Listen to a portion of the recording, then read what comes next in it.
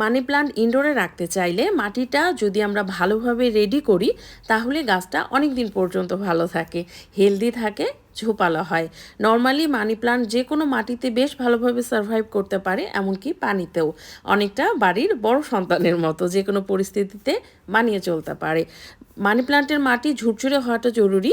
আমরা নিয়ে নেব গার্ডেন সয়েল, রোদে ভালোভাবে শুকিয়ে ঝুরঝুরে করে নিয়েছি। যতটা মাটি নিলাম ঠিক ততটা নেব আমরা কম্পোস্ট। আমি পুরনো শুকনো গোবর নিয়েছি। যতটা কম্পোস্ট নিলাম তার অর্ধেকের অর্ধেক নিব আমরা কোকোপিট। যতটা কোকোপিট নিলাম তার অর্ধেক নিব বালু, নদীর বালু। যতটা বালু নিলাম তার সেই পরিমাণ নিয়ে নেব নিমখৈল। যেহেতু ইনডোরে রাখবো তাই ফাঙ্গিসাইড মেশাবো। আমি হাফ চামচের মতো সাফ ফাঙ্গিসাইড মেশালাম। এখন সবগুলো উপাদান ভালোভাবে মিক্স করব।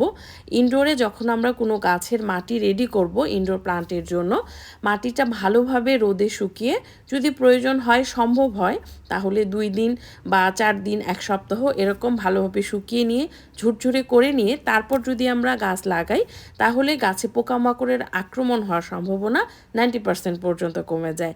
তাহলে এই ছিল ইনডোরের জন্য মানি প্লান্টের মাটি তৈরি।